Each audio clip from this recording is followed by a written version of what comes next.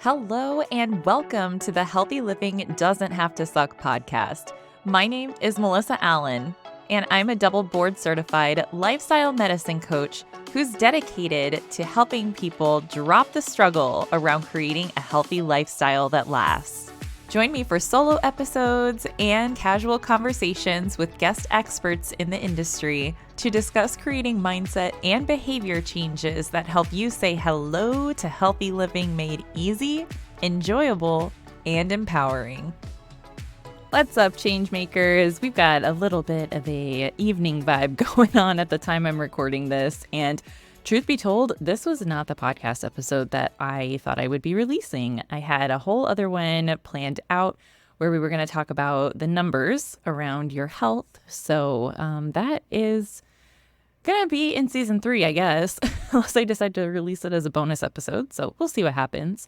But yeah, this episode is going to wrap up season 2, which is absolutely crazy to say that we are now so many episodes into the Healthy Living Doesn't Have to Suck podcast. And it's so exciting. And I have so many more guests on the horizon that I cannot wait to bring you. But if you haven't caught some of the last few episodes, we're actually going to be taking a little bit of an extended break from the podcast so that I can record the audiobook version of Healthy Living Doesn't Have to Suck. And I'm so excited. It's overdue. It's a long time coming. And I know that there is going to be mistakes that I catch in the first edition of the book that I'm going to be fixing along the way, which means there will also be a second edition of the paperback released this fall. So I'm super pumped about that. There are a lot of things that I have even learned from reading books lately on my own. Books like The New Happy, books like Profit First, some professional and personal development books. They have these nice little chapter summaries with like all the key takeaways from each of the chapters. And then like they wrap up with your action steps. And I was like, oh my gosh, that would be such a good fit for my book too. So that's something that I'm looking at, is just kind of reformatting it and bringing in a little bit more flow to the book as well. And yeah, just being able to make it even better than it was before, because y'all know I admitted it in the first book that I was not ready to publish that one. And I did the damn thing anyway, because I knew that if I didn't do it by my deadline, it was never going to happen. So done is better than perfect, y'all. Remember that. That applies to your healthy living journey too. Now, what am I going to talk about for this podcast if I'm not talking about the numbers like I had originally planned? Well, I thought it would be a great time to kind of just reflect on this first half of 2024 and some of the things that really struck me throughout this year that are messages I figured would be helpful to share with all of you too. And part of that goes way back to April. I say way back. It really wasn't that long ago, although it feels like a lifetime ago at this point. And it's only like late July. We'll call it late July. Anywho, April, I got to go on a business retreat thanks to Alexa Colley of Forever Friday Consulting. I am in her membership, the Friday Society, and she does marketing for fitness and wellness pros, and she does it in a way that actually makes it fun. So she was hosting her very first retreat down in Boca Raton, and it was absolutely amazing. It was such a great time to just kind of step back and reconnect to the big picture of it all. And one of the things that she asked us on this retreat was, why is what you do necessary and important and powerful? And I think that's such a great question to even ask ourselves on our health behavior change journey, because as we're striving to make these positive changes and putting in this time and energy and effort, we have to come back to the why. Why is this important to do for yourself, for your family, your loved ones, your future you? So that was a really big takeaway for me in April. It helped kind of rekindle that spark within me. And I got a little overzealous and wanted to go right back to teaching my virtual fitness classes even though I didn't have the best setup. I'm still trying to teach from my back patio, and let me tell y'all, the world and the weather just do not want to cooperate when I try to teach live virtual fitness classes. And I felt really down at first, but I've been taking some time to reimagine what that could look like, because if you really knew me, you would know teaching group fitness, whether it's virtual or in person, is like the ultimate experience for me. Like, that is when I am in such a flow state, is when I'm teaching group fitness. And I haven't been able to do that for a long time, which I think is why I was trying to force it to happen. And I was all excited because I was actually putting into practice what Alexa had been teaching us in her membership. So I was like, yeah, we're ready, bigger and better than ever. But life had other plans. And you know what? That's okay. We adjust, we adapt and reassess where we need to. And yeah, so that was April. And May and June were really tough. They were really, really hard. And I was lucky enough to be able to attend another business retreat very last minute on a whim. Had a incredibly special invitation from Dr. Lauren Hodges, who was a guest on this podcast. She is the author of Less Stress, More Calm. And I was able to attend a leadership retreat that she was hosting through her company, Performance on Purpose, over in Lake Nona. If you don't know what Lake Nona is, it's this really big community that is focused on innovation, health and well-being. Like, they have probably it's more than that. Now it's probably like 6 or 7 different medical facilities within the span of like a 1-mile radius. It's crazy. It's called Medical City for good reason. So in Lake Nona, she was hosting a leadership retreat, and I cannot tell you how validating it was to be the student, right? I was getting to be the participant, the coachee, and just being a sponge and soaking up all of the goodness that her Performance on Purpose team was sharing with us. And the content was so incredibly aligned with everything that I had been advocating for in previous jobs and previous roles, where, it's focused on human performance through healthy living and through stress management and through setting boundaries and through protecting your energy. And it was just, again, such an incredibly transformative experience. And my biggest takeaway from that whole experience was recognizing that I had really gotten caught up in the chaos, and I was not allowing myself the recovery time to manage myself through all the chaos. And I was starting to experience some stress-induced symptomology, which, if you knew my story, then that's not a good thing. Just the Cliff Notes version, I ended up with hand, mouth, and foot disease and shingles within 3 months of each other, because I was not giving my body time to recover from the stress that it was under. And so I found myself falling back into a similar pattern again. It was like, we can't go down this road. Something needs to change. And it was because of that leadership retreat that I was able to recognize that I needed to prioritize my recovery, that rest needed to be a priority, and not just sleep, right? Like, rest and recovery in terms of taking timeouts throughout the day, doing things that I enjoy, making time to just do nothing.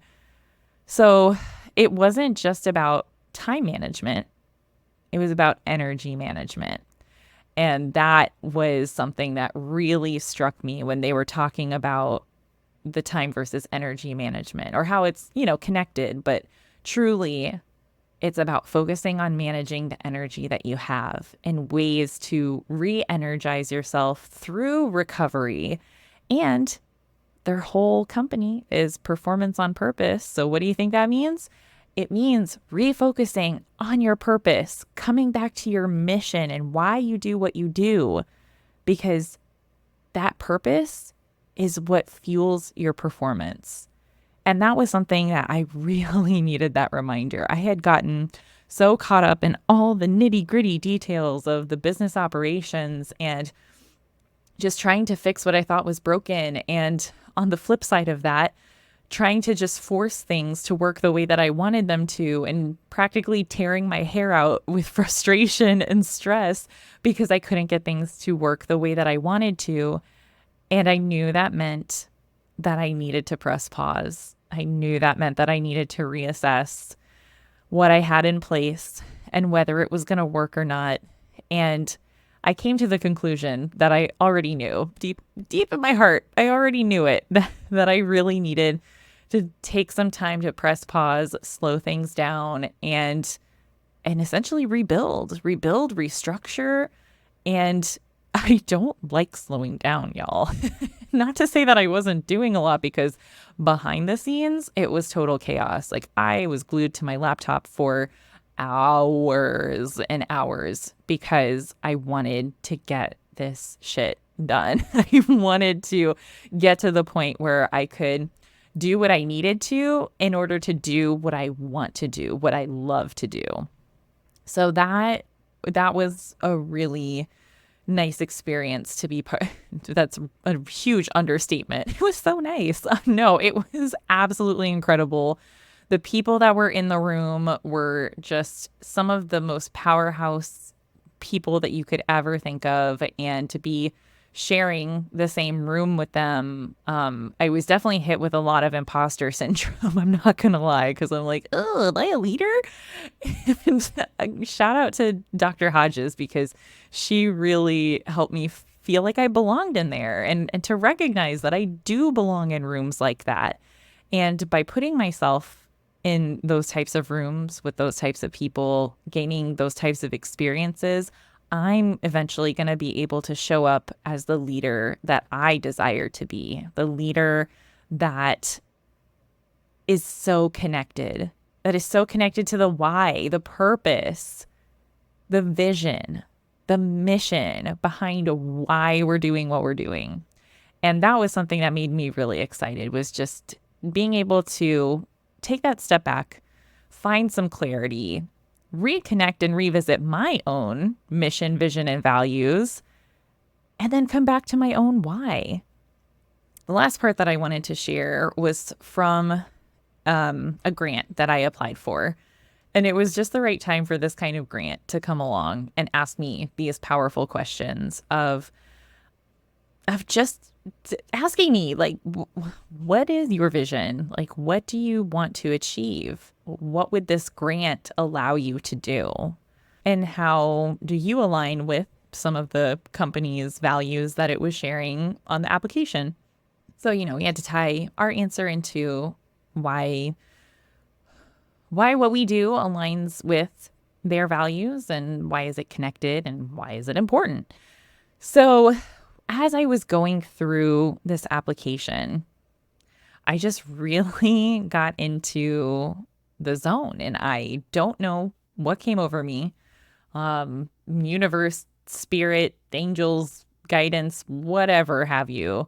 But it was one of those things where I knew, and I had the words. I had the words to share something that had been on my heart for a really long time that I didn't feel like I could find the words for. And so I'm not going to lie, some of this is probably going in the next edition of the book, but I wanted to give a little snippet into some of the things that I shared in that application, because it all comes back to my why as Melyssa with a Y. So here is a couple snippets from this application that I submitted.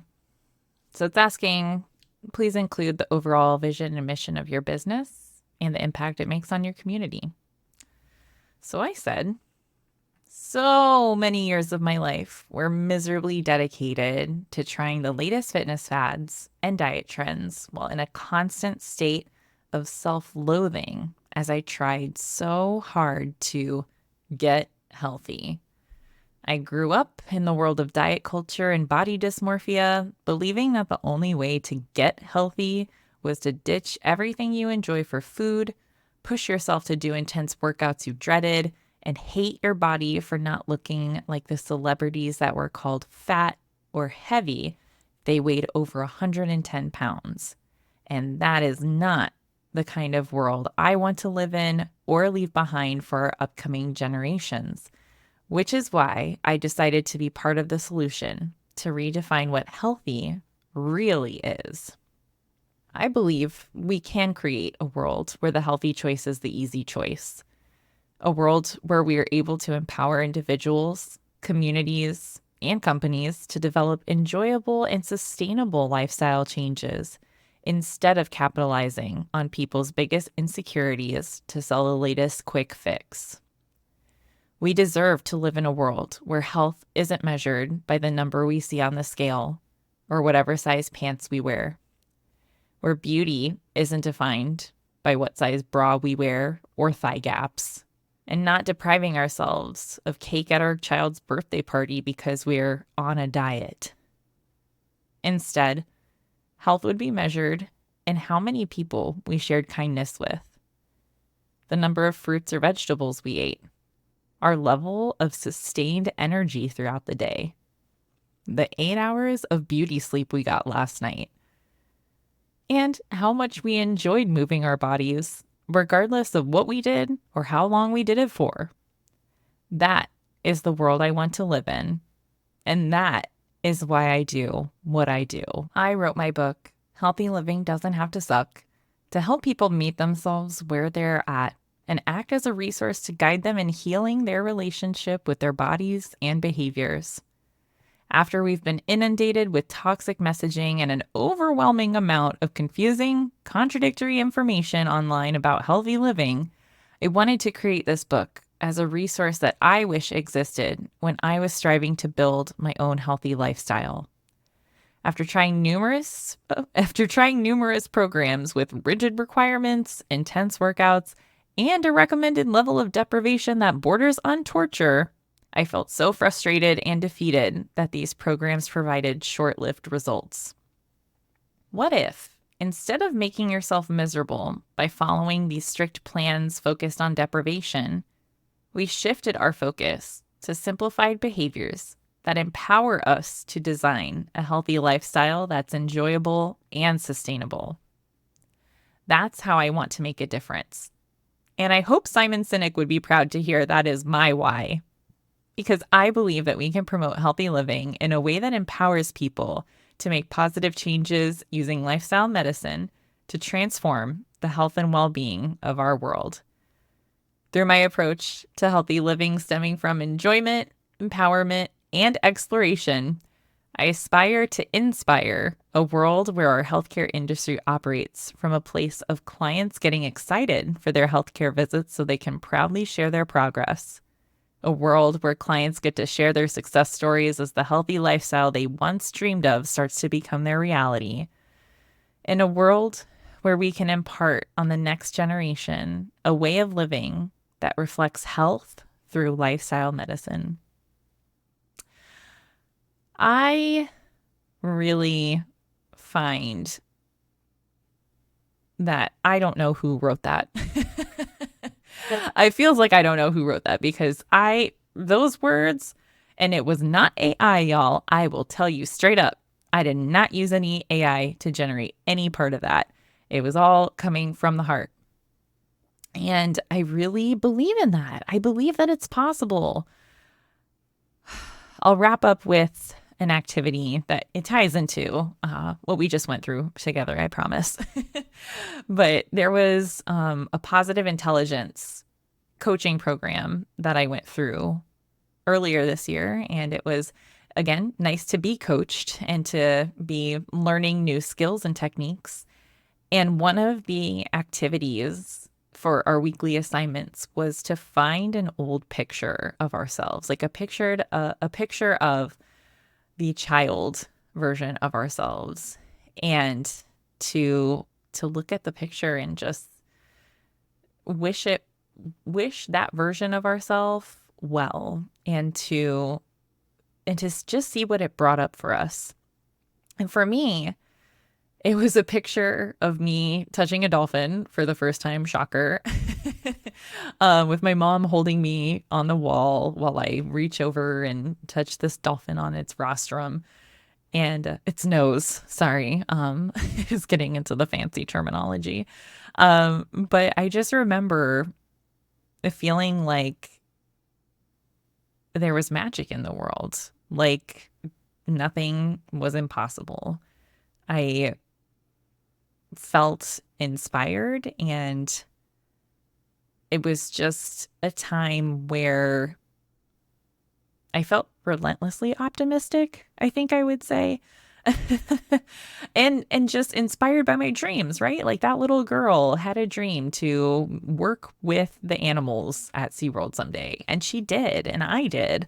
And I think to have that same kind of drive and inspiration behind doing what I do was something that I missed. And when I think about the world that that little girl had to grow up in, it was not easy. It was full of body shaming from myself and other people in my life. It was full of disordered eating, trying to get a certain size. It was full of seeking external validation to make me feel like I was pretty. And I just don't wish that for our upcoming generations. I wish something better for them.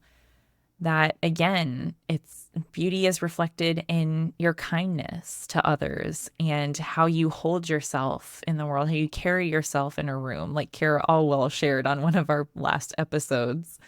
It's just about looking at the world a different way and looking at each other a different way through a lens of curiosity and compassion and kindness instead of judgment and guilt and blame and shame. And I know that there is hope that things can change. And it's a slow, steady process. Maybe not steady. It's a slow, rocky process, tumultuous, perhaps.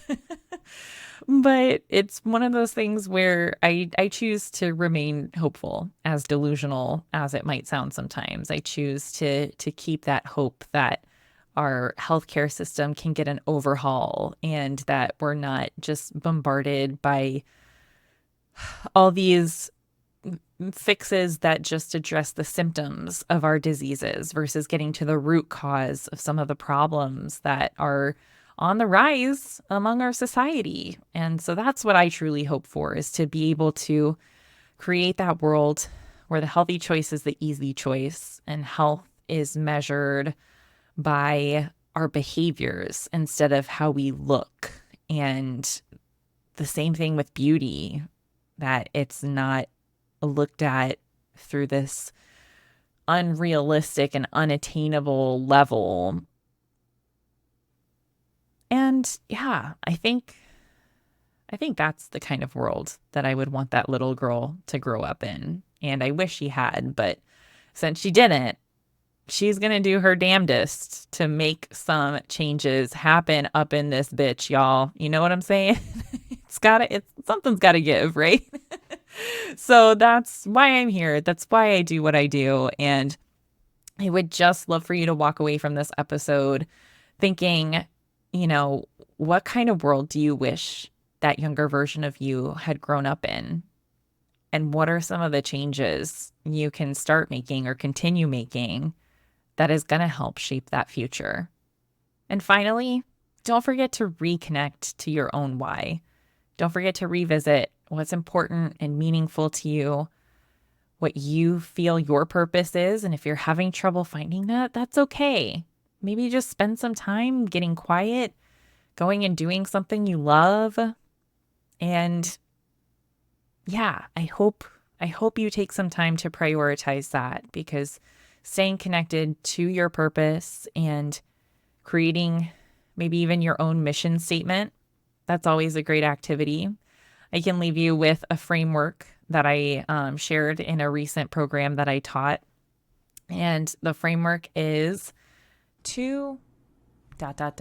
insert what you want to achieve, do, or become, so that ... reasons why it's important, And I will do this by ... Insert specific behaviors or actions you can use to get there. So 2, what you want to achieve, do, or become, so that reasons why it's important. And I will do this by specific behaviors or actions you can use to get there. So here is an example of one that I created towards the beginning of this year that is still very relevant, but it is to be healthy, fit, and energetic so that I can enjoy life to the fullest and have the energy to pursue all my goals. I will do this by exercising regularly, fueling my body with healthful foods, and creating a relaxing nighttime routine to prepare for a good night's sleep. There you have it. Personal mission statement activity. Boom. Wrapping up season 2.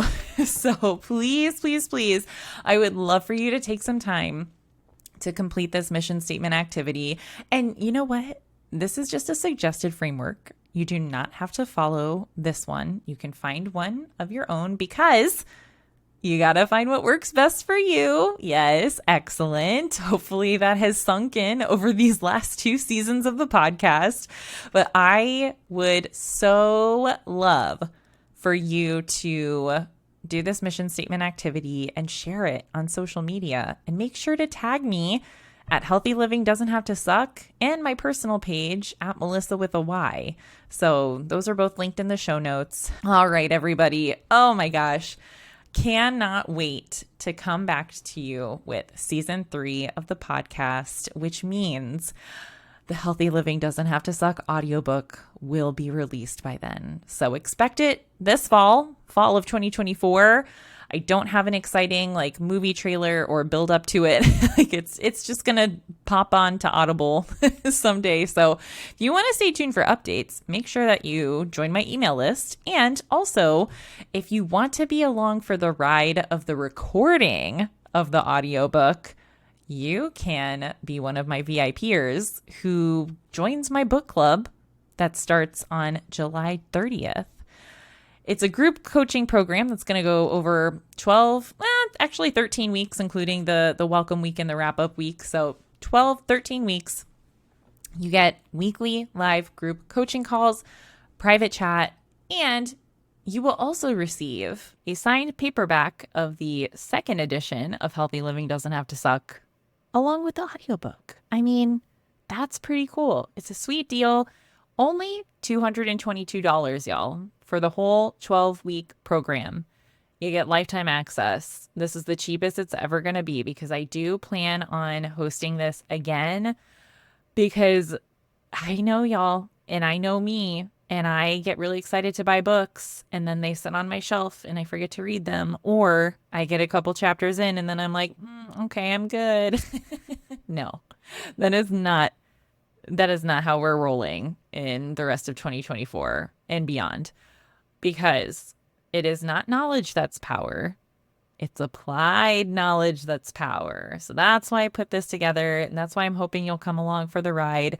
It really is going to be a great time. We've already got a couple awesome people registered. And even if you hear this after July 30th, that's just our welcome week. So you have until the beginning of August to hop in. And I would love for you to join us. It's going to be such a good time. And then you get exclusive sneak peeks into the audiobook. Who doesn't want that, Oh my gosh, y'all. I can't thank you enough for being here.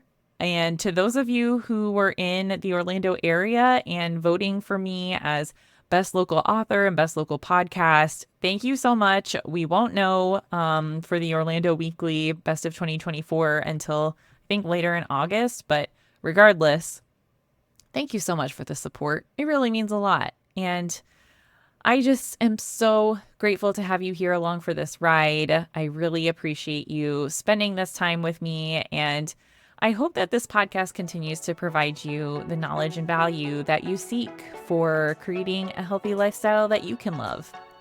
And with that being said, change makers, until next time, keep it real, stay positive. Y'all are awesome. Thank you so much. And keep kicking ass with your goals. I hope you all enjoyed that episode as much as I enjoyed recording it. And don't forget to grab your freebie with the wellness wheel at healthylivingdoesn'thavetosuck.com/wellness so you can get started on your changemaker journey today. As always, thanks so much for listening, Changemakers. And if you can please remember to head to your favorite podcast platform and subscribe, rate, and review. It will help this podcast reach other changemakers so they can start listening and tuning in each week. As a quick, friendly reminder, the information in these podcasts are always strictly for educational purposes only. Thanks so much for tuning in, and I'll catch you next time.